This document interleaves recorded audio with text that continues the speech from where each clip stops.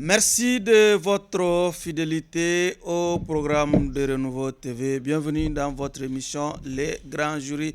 Déjà, je vous présente toutes nos excuses pour ce grand retard indépendant de la volonté de la Cour, mais peut-être dépendant de la volonté de l'accusé qui comparaît devant nous ce soir. Il s'agit de Maître Cheikh-Oumar Konaré, avocat. Maître, ce grand retard, il a une raison. C'est les embouteillages. Vous savez, la ville est embouteillée et j'ai eu beau courir, je ne suis pas arrivé à temps. Toutes mes excuses.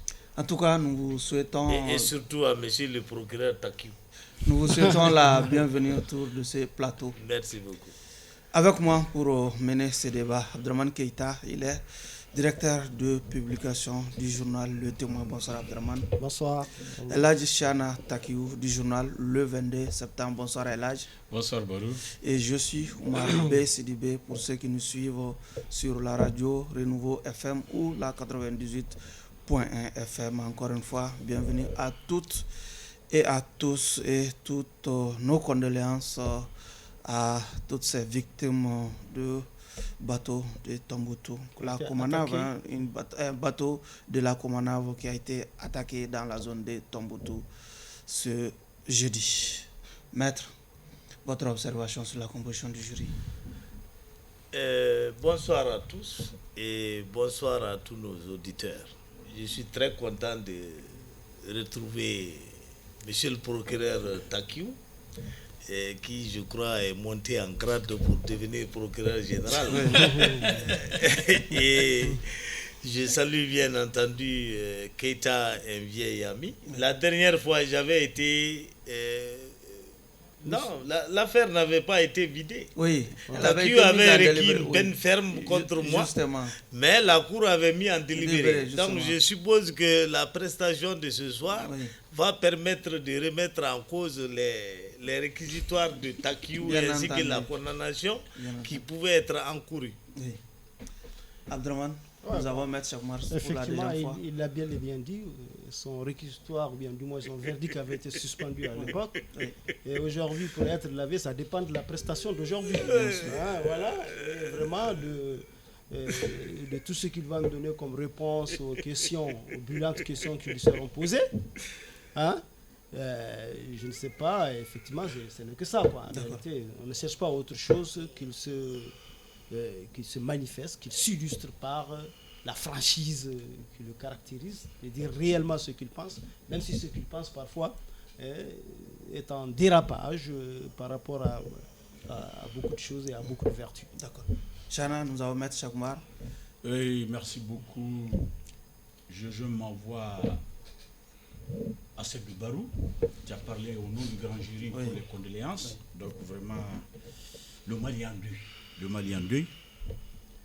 Mali en deuil, c'est triste. C'est triste. Vraiment, excusez-moi. Allez-y. Ouais. Il disait le Mali en deuil. Nos condoléances les plus attristées. Nous allons observer le deuil demandé par le gouvernement de la République du Mali. Cela dit, nous allons continuer notre exercice démocratique sur ce plateau. Nous recevons un grand débatteur, un avocat, un ancien journaliste. Et il nous a fait perdre plus d'une vingtaine de minutes. Il est venu en retard. Donc il n'a pas droit à des circonstances atténuantes. Monsieur le Président, dans votre complaisance légendaire, tenez compte de ce retard. Les téléspectateurs, ils ont un agenda. Ils veulent suivre et partir. Maintenant, il a joué sur l'agenda de tout le monde, sur notre agenda, sur l'agenda des téléspectateurs. Donc, cher ami et frère Konaré, il n'y aura pas de circonstances atténuantes. Donc, sachant qu'il n'y a pas de circonstances atténuantes, donc sur les questions, je pense que nous allons t'attendre sur les questions. Et la finalité dépendra vraiment de ce que tu nous diras sur le plateau avec ton humour légendaire également. Abdraman, sans autre forme de procès, nous pouvons aller aux questions. Allez-y, généralité, bien entendu. Généralité, effectivement, nous accueillons Cheikh Oumar Konaré. Nous accueillons aussi l'ancien membre de la première commission qui avait été mise en place pour l'élaboration de la Constitution du Mali. Aujourd'hui, la Constitution est déjà disponible puisqu'elle a été promulguée par le chef de l'État. Membre de l'avant-projet, bien entendu. Donc, la première commission, je dis la première commission. Parce qu'après ça, il y avait une seconde, n'est-ce pas, à laquelle il n'avait pas fait partie. Bon, et la dernière mouture finale est sortie pas forcément avec vos attentes. Oui. Est-ce qu'on peut vous demander aujourd'hui qui reste-t-il des vertus comparatives et des traits comparatifs sous lesquels vous avez présenté la première mouture, ici même sur ce plateau? Merci Keita.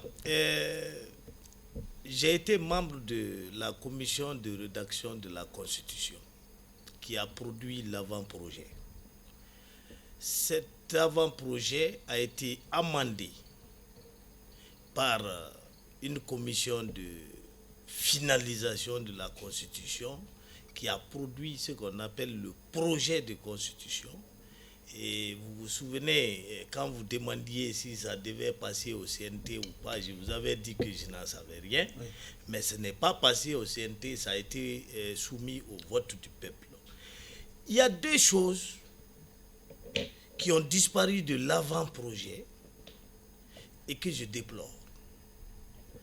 La première chose, c'est que nous avions opté pour un régime présidentiel en donnant tout l'exécutif au président de la République, mais en lui enlevant le droit de dissoudre l'Assemblée nationale.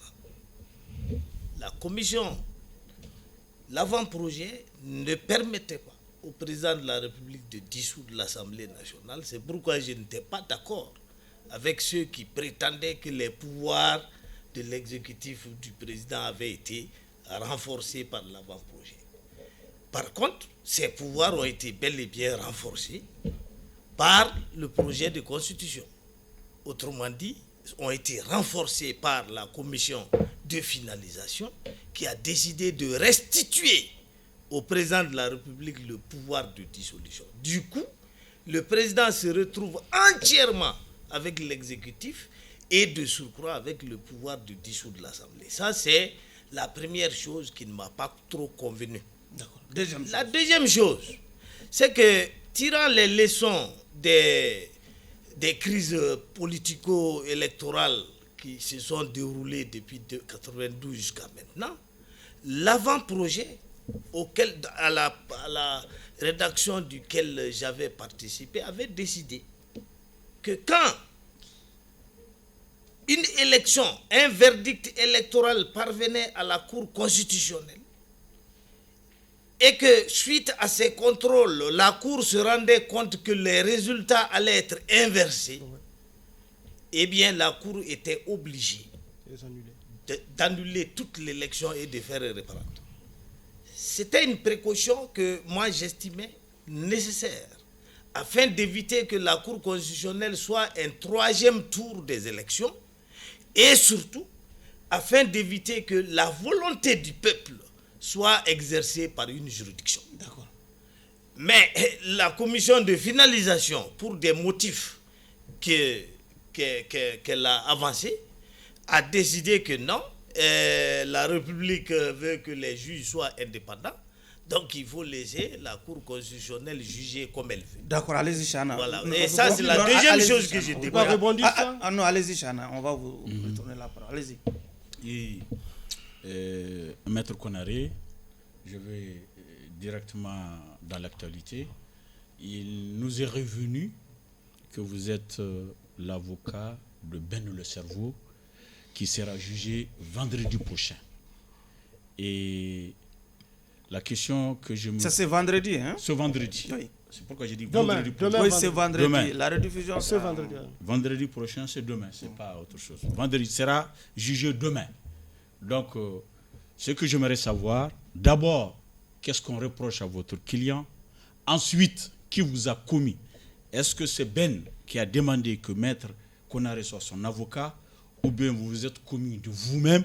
Ou bien c'est un leader du système politique actuel qui a commis Maître Konaré pour défendre Ben le cerveau. Maître, allez-y. Takiou, il n'est pas bon dans notre déontologie de venir commenter les affaires qui sont en instance. Généralement, quand un avocat, en tout cas moi, je parle d'un dossier dans les médias, c'est que j'ai perdu espoir en l'issue judiciaire du dossier.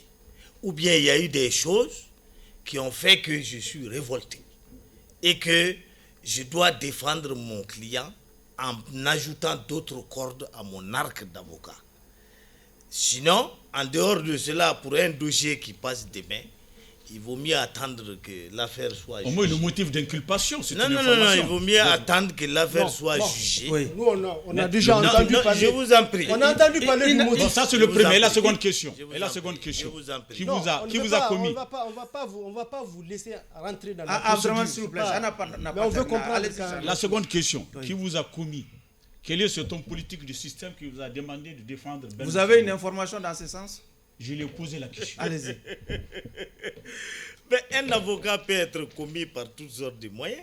Il peut être commis par le client, il peut être commis par les le parents cas présent. du client, Parle-nous du cas présent. Par n'importe qui. Il peut se commettre lui-même. Il peut aussi se commettre lui-même avec l'assentiment du client.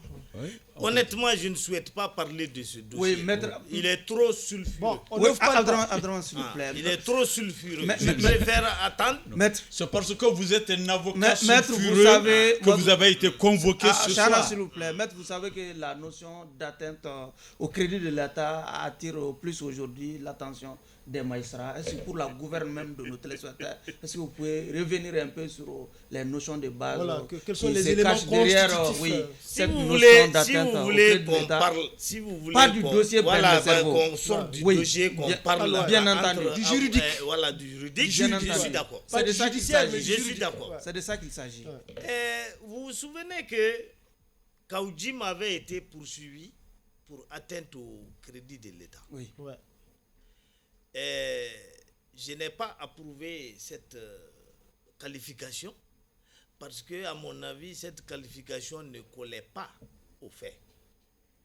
Atteinte au crédit de l'État, lorsqu'on on se contente d'une lecture littérale du titre de l'infraction, on penserait que le fait de discréditer l'État constitue une infraction. Alors que tel n'est pas l'esprit des articles 167 à 172 du Code pénal. Atteinte au crédit de l'État signifie tout simplement que quelqu'un a commis des actes tendant à faire en sorte que, par exemple, les gens se ruent dans les banques pour retirer leur argent, ou bien les gens refusent de payer les impôts, ou bien les gens refusent de payer les taxes. Donc, bref, faire en sorte que, par tes actes, les gens ne croient plus aux finances de l'État, au crédit financier de l'État. Et c'est d'ailleurs pourquoi l'article 172 dit du Code pénal que pour engager les poursuites sur la base de l'atteinte au crédit de l'État, il faut passer par le ministre des Finances. Parce que c'est une affaire financière. C'est une atteinte au crédit financier de l'État. Si on raisonnait autrement, et qu'on raisonnait dans le sens que discréditer l'État. Le texte, l'article que vous dites, pas de crédit financier. Il ajoute le mot financier sur ça. Le ministre des Finances. Non, le c'est-à-dire crédit. aucune poursuite sur la base des articles 167 et suivants ne peut être engagée que sur ordre, qu'à la demande sur plainte du ministre des Finances. Pourquoi du ministre des Finances? Oui, c'est financier. Maintenant, si on allait dans le sens que discréditer l'État, tenir des propos pour discréditer l'État pouvait constituer une infraction, il n'y aurait plus de parti d'opposition. C'est un article qui n'est pas assez explicite. Il n'y aurait plus de... Il n'y aurait plus de parti d'opposition. Un opposant, son travail, c'est de discréditer le travail des autorités. Oui, sauf que... ça ne peut pas constituer une infraction. Sauf que la loi, la disposition que moi j'ai lue... Allez-y. Effectivement, ce que vous avez dit, ça figure là-dedans. Mais il y a aussi une notion beaucoup plus générale qui dit qu'il s'agit de véhiculer des fausses nouvelles bien des mensonges qui atteignent. Ça, c'est quand tu lis l'alinéa premier. C'est vrai. L'article premier, général. Maintenant, effectivement, ça va dans les particularités pour parler un peu des choses financières dont il a eu dans la division de force nouvelle. En réalité, c'est la division de force nouvelle au dépend du crédit financier de l'État. Est-ce que le fait... Pardon, il termine, allez-y. Donc, je pense que le général peut prévaloir, peut-être pour ceux que les autres ont fait, mais néanmoins, de toutes les façons, il faudrait, en tout état de cause, que cette atteinte se fonde sur des éléments, sur du mensonge. C'est ce qu'on fait. Est-ce qu'en réalité, on peut porter, comme vous l'avez dit, on peut également porter atteinte au crédit de l'État sur du vrai? D'accord. Juridiquement. C'est-à-dire, est-ce qu'on peut l'appeler atteinte au crédit de l'État quand c'est vrai? Parce que nous, vous savez pourquoi on pose la question? Nous, cela nous importe beaucoup, puisque très généralement, que ça porte atteinte au crédit de l'État, nous pensons que la vérité, c'est la vérité.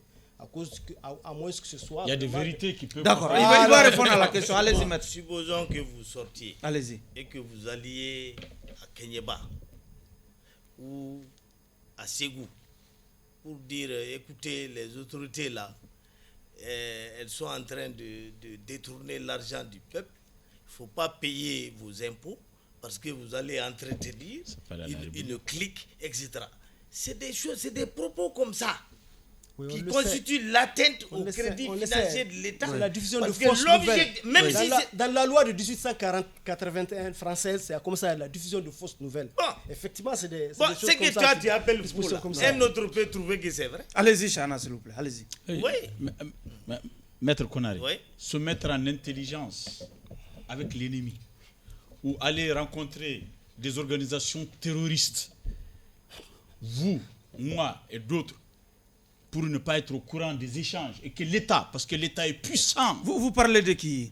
Laissez-moi, je viens. Allez-y. L'État est puissant. L'État peut détenir des informations.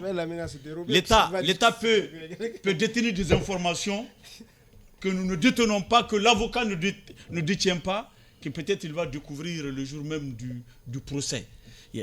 Ces situations-là, est-ce que peuvent être considérées comme atteinte au crédit de l'État quand il y a en intelligence avec l'ennemi ou être avec des organisations terroristes? Non. Ça, c'est des infractions beaucoup plus graves. Mais à la barre, on pourrait requalifier les faits aussi. On ne peut pas requalifier un fait délictuel en fait criminel. Un crime ne peut pas être poursuivi en flagrant délit. La flagrance s'arrête au niveau délictuel. Voilà. Pour que faut-il pour si vous assassinez quelqu'un, vous ne pouvez pas être poursuivi en flagrance. Monsieur l'avocat, on est obligé de passer par une instruction préparatoire et par une juridiction. J'ai dit pour le départ, le juge peut considérer ça comme flagrant délit. Oui. On t'amène au tribunal pour le flagrant délit, mais le juge qui est responsable, que juge, lui, il peut requalifier les faits. Non, il peut requalifier les faits, mais à condition qu'on ait dit que vous êtes allé rencontrer une organisation terroriste. J'ai dit, c'est le jour du procès qu'on saura tout ça. Bon, maintenant, le jour du procès, si le tribunal estime que les faits pour lesquels vous êtes traduit devant lui n'ont pas été bien qualifiés par le procureur, parce que c'est le procureur qui porte la qualification et qui te traduit devant le tribunal, le tribunal a le droit de les requalifier. Mais maintenant, si le tribunal pense que dans le cadre de la requalification, on sort de la matière délictuelle pour une matière beaucoup plus grave, qu'on appelle la matière criminelle, le tribunal se déclare incompétent. D'accord, allez-y. Et renvoie l'affaire devant le parquet pour saisir le juge d'instruction. Monsieur. Voilà, c'est ça. Monsieur Konaré, on constate de plus en plus qu'on a trop recours à cette histoire de flagrant délit.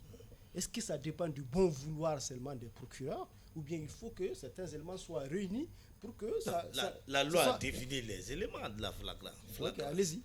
Il faut que, dans un temps voisin de l'infraction, ou même sur les lieux de l'infraction, vous ayez été pris. Deuxièmement, si vous n'avez pas été pris dans un temps voisin ou sur les lieux de l'infraction, il faut que dans les 2 ou 3 jours, on ait retrouvé sur vous des éléments permettant de prouver votre participation à l'affaire. ou encore vous avez fui, mais vous avez été poursuivi par la clameur publique jusqu'à ce que vous soyez pris. Oui. Voilà les éléments de la flagrance. Bon, dans ce cas. Donc la flagrance contient l'idée que l'infraction a été commise sous les yeux du peuple. Et par conséquent, aucune immunité ne peut prospérer parce qu'on ne veut pas choquer le peuple. Est-ce que c'est le cas de votre client? Non, je n'entre pas dans... On est en train de parler de manière générale. Oui, on parle de manière générale. Parce que lui, il a l'immunité. Est-ce que selon vous... Est-ce que selon vous... Non, est-ce que selon vous, parce qu'il ne s'agit pas seulement de votre client, il y a eu d'autres faits antérieurs, on n'est pas en train d'abuser de cette notion de flagrance pour contourner certains obstacles. Ce que je vais vous dire, je vous ai souvent dit que le droit, c'est comme de la colle. Le droit dit une chose et son contraire. Un exemple. La loi vous dit que quand le juge juge une affaire opposant deux parties et qu'il ne connaît pas trop ce qui se passe sur le terrain pour l'évaluation d'une voiture ou bien pour savoir comment un accident s'est passé, etc., la loi lui donne le pouvoir de commettre un expert. Mais c'est la même loi qui te dit que le juge n'est pas lié par une expertise. Donc, ce que l'expert a écrit là, le juge peut le mettre de côté et juger comme bon lui semble. Voilà ce que c'est que l'intime conviction. Voilà. Donc, les gens te parlent de loi, là, ils n'ont pas compris. La loi, c'est de la colle. Le juge en fait ce qu'il veut. C'est ça la vérité. Parlons de l'insécurité. Et d'ailleurs, quand vous allez dans des pays... Partout c'est comme ça ou bien sur Mali seulement? C'est comme ça. C'est pourquoi il faut avoir des juges honnêtes. C'est eux qui peuvent faire atteindre à la loi sa finalité de paix sociale. Mais si vous avez un juge qui n'est pas honnête, la loi ne servira à rien. Il va lui tordre le cou. Chana, on apprend qu'un blocus serait imposé sur la ville de Tombouctou ou la zone de Tombouctou. Le conditionnel n'est pas autorisé. Allez-y. Serait, mais un blocus est imposé à la ville de Tombouctou, voire à toute la région de Tombouctou. La route qui passe vers Douanza, c'est une route que personne ne fréquente aujourd'hui parce qu'il y a eu des sérieuses menaces. La route de Nyono est une route qui est impraticable durant la saison pluvieuse. Celle qui approvisionne Tombouctou à partir de la Mauritanie, à partir de l'Algérie, parce que c'est l'Algérie et la Mauritanie qui ravitaillent Tombouctou plus que Bamako. Il y a eu des menaces des terroristes qui ont demandé aux commerçants, aux transporteurs de ne plus faire les va-et-vient. Les camions sont vides, arrêtés dans la rue, personne ne peut rien faire. Donc le blocus est réel. Donc ce n'est pas serré, mais le blocus est une réalité. Le bateau qui permet en saison, durant cette période de relier le sud au nord, est de plus en plus régulièrement attaqué, avec les morts que nous connaissons. Monsieur Konaré, cette insécurité, cette recrudescence de l'insécurité, on peut la mettre au compte de qui et pourquoi cette nouvelle donne dans la région de Tombouctou? Une très bonne question. Vous savez, avant le départ des Français de notre sol, il nous était quasiment impossible de nous armer. Pourquoi? Parce que la France est l'un des principaux garants de l'accord d'Alger qui nous lie au groupe rebelle de la CEMA. Mais c'est pas l'Algérie? J'arrive. La France.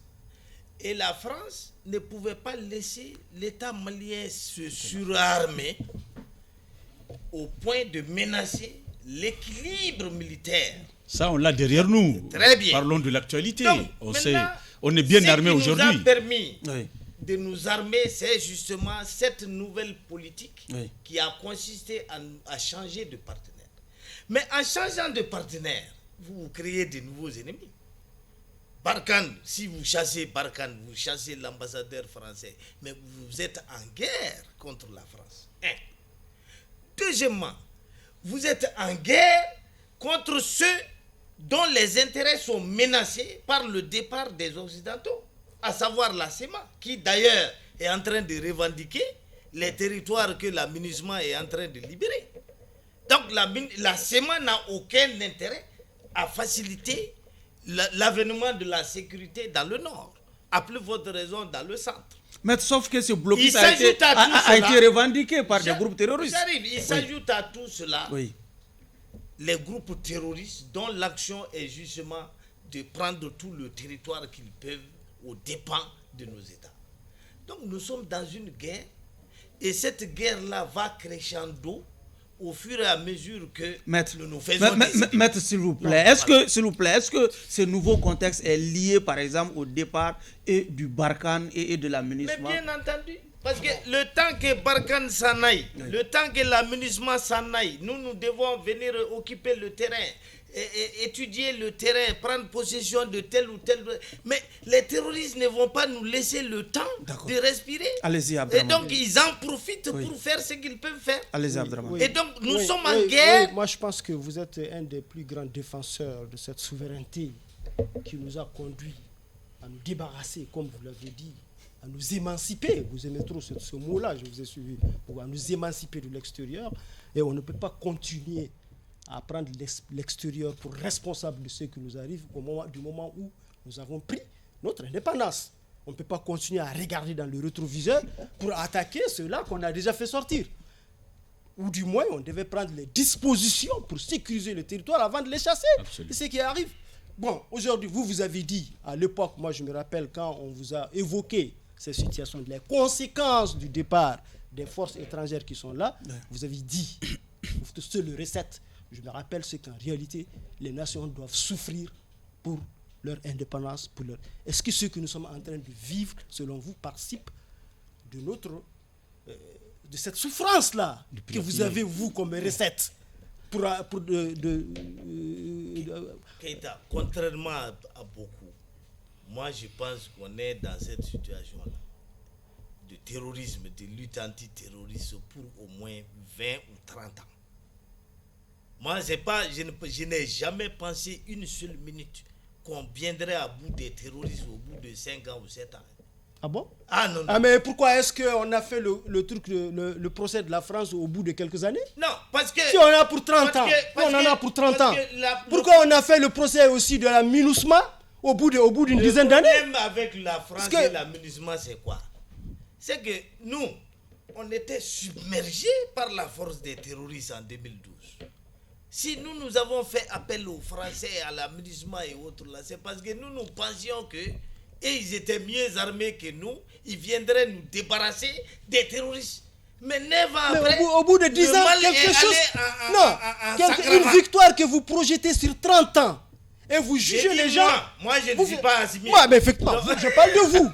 Une victoire que vous-même vous projetez sur 30 ans pour être au bout des terroristes. Et vous déclarez les autres incompétents au bout d'une dizaine d'années. Vous me laissez terminer. Allez-y. J'ai dit, toi, tu vas au jardin d'enfants. Tu amènes ton enfant au jardin d'enfants. Dans la cour, il y a des enfants qui le battent là-bas et lui enlèvent son gâteau. Il est allé chercher son père, mais il voit que son père même est en train d'être bastonné. Mais finalement, il va chercher son grand-père. C'est ça qui est arrivé. Ah, donc ce n'est pas de la malveillance. Ce n'est pas par malveillance alors. Non, puisqu'en réalité, à un moment, les Français... on vous a entendu aussi, les créditer d'une certaine malveillance dans cette lutte-là. Est-ce que parce qu'ils sont incompétents ou bien parce qu'ils sont malveillants? Non, moi je constate tout simplement que les forces étrangères n'ont pas pu Chana, voilà. Pour votre dernière question de l'émission, on est déjà pratiquement au terme. Allez-y, pour votre dernière question. Monsieur Konaré, est-ce que vous voulez nous dire aujourd'hui que le départ de forces étrangères n'est pas la panacée à la crise que nous vivons? Le départ des forces étrangères nous permet de faire face nous-mêmes à cette guerre. Et ça durera le temps que ça durera. Dire que ça va prendre fin à telle date ou par tel moyen, celui qui vous dit ça là aura menti. Voilà. On nous a longtemps présenté cela comme étant la panacée. Aujourd'hui, on voit que la situation est en train de s'empirer. Parce que à Tombouctou, il y avait quand même un calme relatif. Sur le centre où il y avait des attaques sporadiques. Maintenant, c'est Tombouctou, c'est vers Bourem, c'est vers Larousse, ça va progressivement vers Gao. Que Dieu nous en garde. Ben, vous ne voyez pas quelque chose en train de venir doucement? Quoi, par exemple?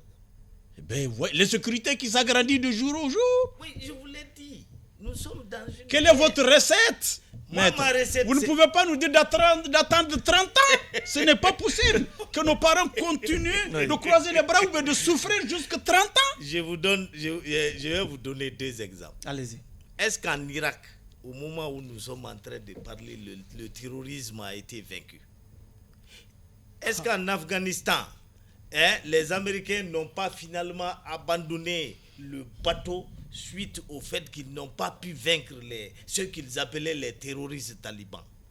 C'est un combat pour la vie, au même titre que le coronavirus. Chana, vous êtes obligé de vivre. On parle déjà de l'éventualité de la prorogation du délai de la transition. Une question là-dessus. Maître, êtes-vous d'avis que la transition doit encore continuer au-delà des dates indicatives communiquées à la CEDEAO? Et au regard de la situation sécuritaire que nous vivons, puisqu'en réalité, pour organiser des élections, c'est sur un territoire, et de plus en plus, on est en train de constater que le territoire sur lequel on doit organiser... La situation sécuritaire est une oui, allez-y. Oui. Allez-y, maître, pour la réponse. Au début de la transition, j'ai été de ceux qui se sont battus pour qu'il y ait une longue transition. J'avais même parlé de 3 ans à l'époque. Au lieu d'une courte transition. S'il vous plaît, on n'a pas assez de temps. Au lieu d'une courte transition, comme certains l'avaient voulu, à savoir la CEDEAO, qui voulait que le régime de transition vienne, organise la présidentielle et s'en aille. J'étais contre une telle précipitation, parce que je voulais, qu'on fasse des réformes politiques, 2, qu'on rééquipe l'armée malienne. Aujourd'hui, nous avons fait des réformes politiques. La preuve, il y a une nouvelle constitution. Il y a eu un référendum. Ensuite, nous avons rééquipé l'armée. Et ça, c'est à mettre au crédit de la transition. Maintenant, c'est que moi, est-ce qu'on doit proroger la transition ou pas? Cette question-là dépend des décideurs politiques. Je souhaite qu'ils voient de manière indépendante, de manière souveraine, si on peut effectivement tenir le calendrier, que le calendrier soit tenu. S'ils ne peuvent pas tenir le calendrier pour des raisons légitimes, que le calendrier soit repoussé. Ce que je n'aimerais pas, c'est qu'ils agissent sous la dictée ou sous le bâton de l'étranger. Moi, c'est ça mon critère. D'accord. Voilà. Je ne dis pas de ne pas tenir, je ne dis pas de tenir. D'accord, je dis, s'il faut le faire, il faut le faire dans l'intérêt supérieur du Mali et non pas sous le bâton de l'étranger. Allez-y, Abdraman, s'il vous plaît. Je ne sais même pas quoi. Allez-y, faites les tri. Monsieur, on le sait, je l'ai déjà rappelé ici, que vous êtes un adepte, un partisan farouche de la souveraineté, de l'émancipation et surtout de la refondation vers le terrorisme. Depuis que ce processus a cours et que vous venez de le dire, c'est politiquement couronné par l'organisation d'un référendum, quels sont les dividendes, selon vous, qu'on a déjà tirés de cette refondation et de cette souveraineté affichée? Vous pouvez me dire les dividendes réels qu'on a tirés de ça, à l'aune d'une expérimentation de tout ce qu'on a mis comme instrument pour organiser des élections référendaires, qui ont été par ailleurs contestées, qui ont été par ailleurs aussi, si vous voulez, quelque part aussi entachées de dérogation à dérogation, au point de revenir à l'ancien système qu'on avait même, qu'on croyait banni à l'époque. Mettre à la parole. Voilà. Keita, ce que moi je trouve positif dans cette transition-là, c'est pas les chiffres, c'est pas tel nombre de blindés ou de... Non. Mon problème n'est pas là-bas. Mon problème, c'est qu'avant, le Mali était une simple sous-préfecture de la France. Il suffisait que Macron ou bien son prédécesseur claque des doigts pour que nos présidents se mettent à trembler. Ce n'est plus le cas. Donc le nouveau chemin qu'on a pris est celui de l'indépendance. Vous pouvez dire tout ce que vous voulez, mais aujourd'hui, le Mali incarne un pays qui a dit non à des superpuissances. Ça, c'est quelque chose pour moi. Et si d'autres pays ont gagné en honorabilité, des pays comme le Vietnam de Ho Chi Minh, des pays comme l'Algérie, des pays comme l'Afghanistan ou autres là, c'est parce qu'ils ont pu dire non au diktat de l'étranger. Je peux vous garantir que même nos élections, même celui qui doit être candidat aux élections présidentielles maliennes avait l'obligation de se faire adouber par l'Occident. Mais ça, c'est terminé. Et aujourd'hui, c'est la Russie. Ça, c'est terminé. Et aujourd'hui, c'est la Russie, ça vaut mieux. Non. Parce qu'aujourd'hui, nous avons aussi des amis à l'extérieur. Ce que je vais vous aujourd'hui, dire, c'est la Russie. Ce que je vais vous dire, c'est qu'on a pris un nouveau chemin. Oui. Maintenant, on espère que ce nouveau chemin soit celui de l'émancipation. On ne souhaite pas que ce nouveau chemin nous conduise sous les pieds de Poutine. Moi, je ne suis pas un esclave russe, je ne suis pas un esclave français. Voilà, je souhaite simplement que notre pays s'émancipe. On ne peut pas abandonner tout le monde à la fois. On a abandonné l'Occident, on s'est appuyé sur la Russie. Mais il faudrait que la Russie comprenne qu'on est capable de l'abandonner si elle viole nos droits souverains. Allez-y, Abdraman. Voilà, c'est ça. Maître, on avait parlé ici d'atteinte au crédit de l'État. Je pense que c'est au nom de cette atteinte au crédit de l'État, quelque part, même si cela ne se dit pas ouvertement, qu'un magistrat, un haut magistrat, un confrère à vous, de la famille judiciaire, vient de faire l'objet d'une radiation de la magistrature.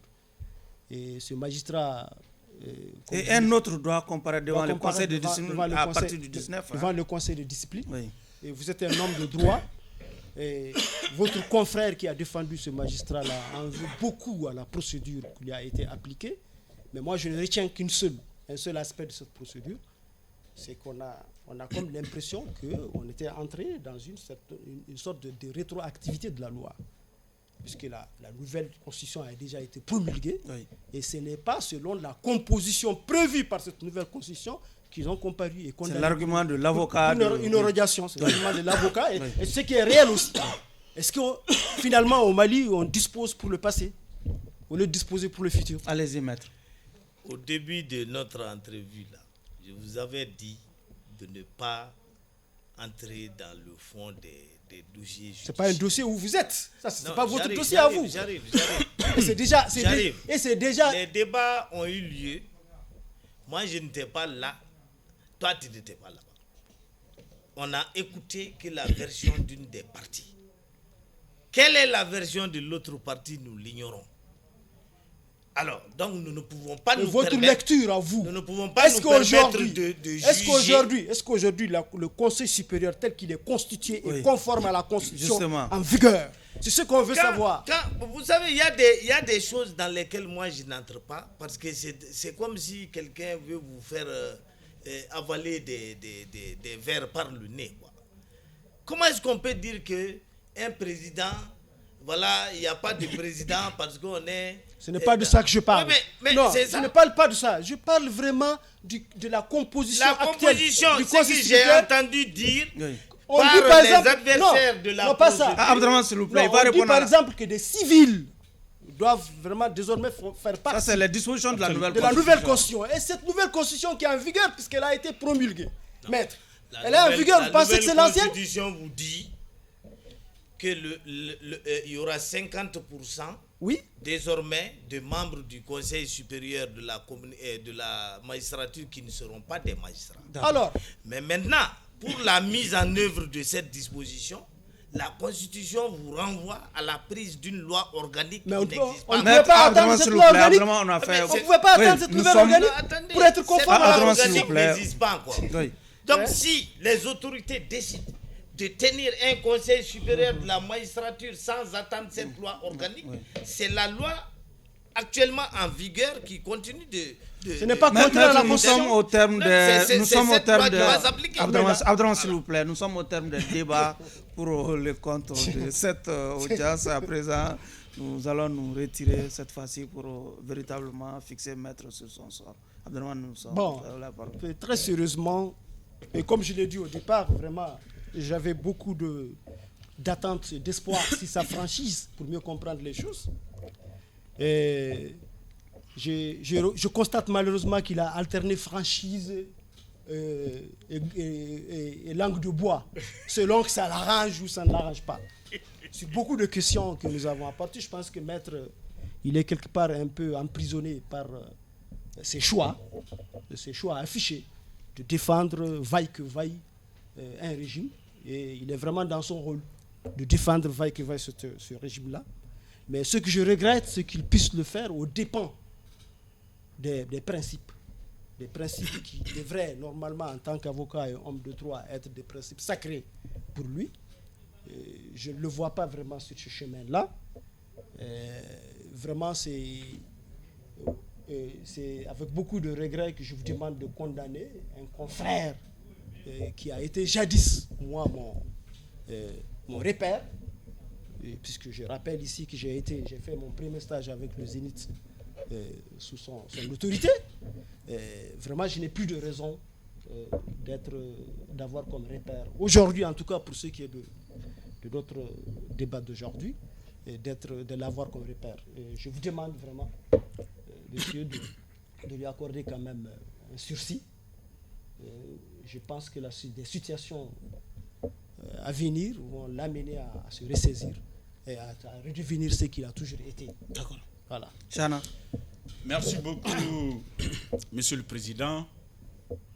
Monsieur le Président, l'accusé est un homme public. Un homme public très populaire, très connu sur les réseaux sociaux, connu pour sa franchise. Un homme qui est direct, il est tranché. Mais force est de reconnaître que depuis un certain temps, on ne retrouve pas ce maître Konaré. Il n'est plus tranchant, il est hésitant. Il réfléchit 1000 fois avant de dire les choses. Et ce qui m'a beaucoup plus étonné aujourd'hui, c'est un homme de droit. Nous sommes journalistes, certes, nul n'est censé connaître, ignorer la loi. On fait du touche-tout, le sport, le droit, on peut parler un peu de tout. Mais quand il essaie de défendre une loi qui est en porte-à-faux avec la Constitution, je n'ai pas compris. La Constitution est la loi fondamentale. Elle est au-dessus de toutes les lois. Donc on ne peut pas, surtout au niveau de la justice, au niveau du droit, on ne peut pas, on ne doit pas mettre en route, appliquer une loi qui jure avec la Constitution. On ne peut pas. S'il faudrait une loi organique, mais mon Dieu, qu'est-ce qui presse? Qu'est-ce qui empêche au gouvernement de respecter les procédures, d'initier une loi et de la déposer sur la table du CNT pour en faire une loi organique afin que le parallélisme de formes soit respecté? Maître, tu as renseigné beaucoup de gens, tu as cultivé beaucoup de gens. Cher ami, je ne te reconnais pas. Monsieur le Président. Monsieur le Président. Oui, je vous suis. Je vous suis bien. Et puis, par rapport aux élections, Maître, c'est quelqu'un vraiment, quand il dit quelque chose, il donne la solution. Il dit ce qu'il pense. Mais les élections, vous voyez sa réponse. Il n'a pas de réponse. Il n'a pas de réponse. S'il dit oui, s'il argumentait, d'accord. S'il dit non, s'il argumente. Mais, non, Maître, cher ami, je ne te reconnais pas. Je ne te reconnais pas, cher ami. Je ne te reconnais pas, cher ami. Monsieur le Président. Oui. En plus, rappelez-vous du retard qu'il a accusé, des agendas qu'il a bousculés, sans aucune circonstance atténuante, Monsieur le Président. Condamne-le. D'accord. Condamne-le surtout pour qu'on respecte les téléspectateurs. D'accord. Les téléspectateurs ont droit à notre respect. Il ne peut pas se donner 20 minutes de retard. Les gens sont dans leur salon, ils attendent. Certains ne mangent même pas. Ils attendent le grand jury. Maître se permet de prendre plus d'une vingtaine de minutes de retard. Condamne-le pour qu'il ne répète plus cela à l'égard de nos honorables téléspectateurs. D'accord. Monsieur le Président, je vous demande ce dernier aspect de ne pas tenir compte de ça, le retard qu'il a accusé, puisqu'il nous arrive nous-mêmes. D'accord. Ici d'être par moment. Surtout Chana lui-même. Non, une seule fois. Oui, j'ai dit, je suis procureur, moi, ne me juge pas. En procédure. On va vous redonner la parole, maître. Malgré ces deux réquisitoires poignants et percutants, il me plaît de mettre l'affaire en délibéré afin de permettre à Maître Cheick-Oumar Konaré d'aller défendre son client, Ben Le Cerveau, dont le procès est prévu ce vendredi. Maître, votre dernier mot. Vous savez, les réquisitoires de Keïta et de Takiou manquent de consistance. En réalité, c'est eux qui doivent être condamnés. Tout ce qu'on m'a posé comme question, j'ai apporté des réponses. On m'a demandé si ce que je reproche à la Constitution, je l'ai dit. On m'a demandé pourquoi cette recrudescence de la criminalité, j'ai répondu. On demande quand est-ce qu'il faut proroger ou pas. J'ai dit, mais ça dépend. Mais j'ai précisé mon critère. Il faut que l'intérêt supérieur seul soit le repère des autorités et non pas le bâton de la CEDEAO ou de la communauté internationale. Maintenant, vous êtes en train de faire le procès du Conseil supérieur de la magistrature. Moi, je n'étais pas là, je n'ai pas le dossier. Ce que je sais par contre, c'est qu'on ne peut pas juger une affaire en écoutant une seule partie. Quels sont les arguments qui ont valu le rejet des exceptions soulevées par la partie condamnée? Mais vous n'avez pas ces arguments-là. Est-ce que vous avez écouté les arguments de la France et de la CEDEAO par rapport au Mali? Vous n'avez plus. Abdron, s'il vous plaît. Nous sommes. Je parle de oui. Abdron, s'il vous plaît, n'enfreins pas à la loi. Je prétends être. En réalité, c'est vos procureurs-là qui sont partiaux. Voilà. Il manque de partialité. Et je les condamne. Cette accusation. Il aggrave sa situation. Oui, justement. Il aggrave sa situation. Nous allons en tenir compte de la véritable délibération. Maître, merci d'être venu. Merci, Président. Merci beaucoup. En tout cas, merci à vous de nous avoir suivis. Notre invité était Maître Cheick-Oumar Konaré, ancien journaliste, aujourd'hui avocat. Clin d'œil déjà à Mohamed Youssouf Bachili, alias Razbach. Au revoir.